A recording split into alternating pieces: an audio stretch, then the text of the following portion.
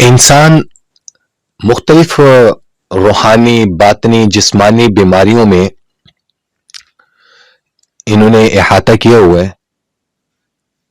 دنیاوی طور پر اور اسباب کے طور پر آپ ڈاکٹرز کے ساتھ، آپ اطباء کے ساتھ آپ کنسلٹ کریں، لازمی ہے، کیونکہ اسباب لازم اور ملزوم ہے آج کے دور میں.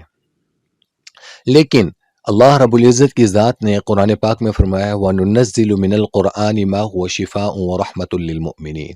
اللہ رب العزت کی ذات نے پورے قرآن کو روحانی طور پر بھی اور باطنی طور پر بھی انسانوں کے لیے منبع شفا بنایا ہے. تو اس چیز کے تناظر میں جس طرح کی بھی بیماری آپ کو گھیر لے، تو سب سے پہلے آپ یہ دیکھیں کہ یہ بیماری جو ہے یہ اس کی وجہ سے آپ اللہ کے قریب ہو رہے ہیں، یا یہ جو تکلیف ہے آپ اللہ کے قریب ہو رہے ہیں یا آپ اللہ سے دور ہو رہے ہیں.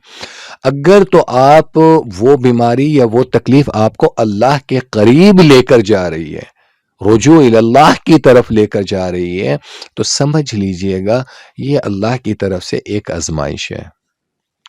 اور اگر وہ چیز آپ کو اللہ رب العزت کی ذات سے دور کر رہی ہے، عبادات سے دور کر رہی ہے، معاملات سے دور کر رہی ہے، انفاق سے دور کر رہی ہے، آپ کو حسن معاشرت سے دور کر رہی ہے، آپ کو رسول اللہ صلی اللہ تعالی علیہ وسلم کی تعلیمات سے دور کر رہی ہے، تو سمجھ لیجئے گا یہ چیز آپ کے لیے مصیبت ہے.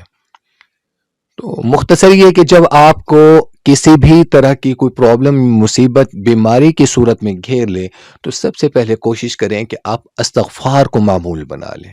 کثرت استغفار، استغفر اللہ تعالی ربی من کل ذنب واتوب الیہ. اس کے علاوہ لا حول ولا قوت الا باللہ العلی العظیم، اس کو معمول بنا لیں.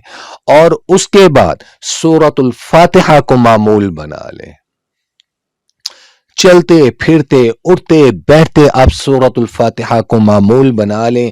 جب آپ اس کا ورد، آپ اس کا ذکر کنٹینیوسلی کر لیں گے اور اللہ رب العزت کی ذات پر کامل ایمان، کامل یقین ہوگا، اللہ کے کلام پر کامل ایمان اور یقین ہوگا، تو اللہ رب العزت کی ذات ہر طرح کی بیماریاں، ہر طرح کی فتنے اور ہر طرح کی مصیبتوں سے آپ کو نجات عطا فرمائیں گے. یا وجیہتی